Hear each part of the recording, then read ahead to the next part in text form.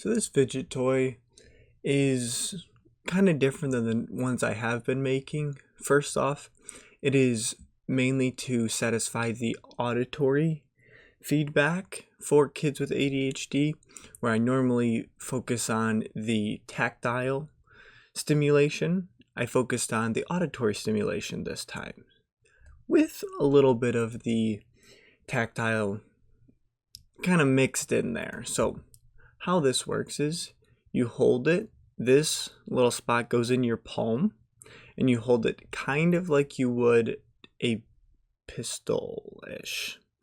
Not that it's a gun, it's just comfortable to hold things like that. Maybe a remote, how about that? So you would put your thumb on this blue piece right here, and you'd move it forward and back. Super simple, yet I thought it'd be effective for a multitude of reasons. So for the kids with ADHD minds that crave motion loops, this is kind of perfect because it's the same looping kind of pattern and it's the same sound you get every time. So you just move it up and down and it's repetitive, it's a rhythm, and it helps just calm the nervous system and regulate it because it's the same. You get the same thing every time. It's nothing new. So it also can be a controlled physical outlet for kids to burn off nervous energy, or if they have mental overload, it just helps them burn it because you can go pretty fast with it and you don't have to worry about stuff and it still gives you the sound. So this tactile and auditory feedback, each click, so when you go up it makes a clicking sound, provides auditory satisfaction and tactile confirmation. It's a dual sensory feedback for highly engaging the ADHD brains. And ADHD users often benefit from cause and effect stimulation that's not overwhelming. So there's not a ton you can do here, so it just allows for that simple stimulation. It also helps with focus anchoring, where if they want to do a task, they can be using this while doing it, so they can focus on the task while letting the distracted part of their brain, or if they want to get distracted, this is the product they'd use because they can do that while they're focusing on learning or writing something down or something of that nature. So the one problem with this is it does make sound. So in the classroom, that might be a bit distracting, but if they're at home or if they're trying to read or do something on their own, this fidget toy would probably be the best because it allows them to express with noise, but also not irritate people and still have a fidget toy to use. So this also helps with fine motor training. So it is designed for a thumb movement, but you can hold it in any way you want. You can use a finger, thumb, middle finger, kind of anything on your hand to move it back and forth. And it allows for some variation. So if you want to change it up, you can, but also it will work perfectly fine with a thumb on any hand. So it allows for that kind of versatility of multiple fingers and different hands depending on what dominance you are. So it is also compact and portable as well. So this little ridge right here helps keep this centerpiece in, yet still allowing for, if you pull it back here, you can then remove this piece and switch it out possibly with a different one, or just take it out if you need. But it also allows for you to keep it in here, keep it in your pocket, and fair to say it probably won't come out. And so this allows for easy movement, portable, in the car, on the go, kind of anywhere. There's a couple extra things that you can do to kind of upgrade this. So if you don't want this to fall out, you could connect this piece with this so that you can move it, and then once you take this out, it just falls and hangs. Another piece you can do is take this piece and put it into this circle here and spin it with your finger.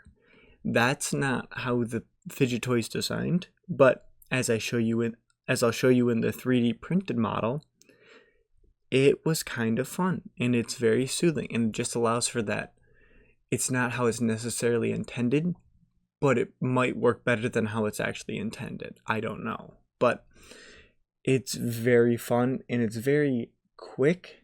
So if they want just a change of pace, it might be able to help. So a couple things that could be downsides that if y'all have any comments on how to make it better, let me know. So first off, the auditory clicking of this toy in like a classroom or public space might affect the people around them, so that might be a problem.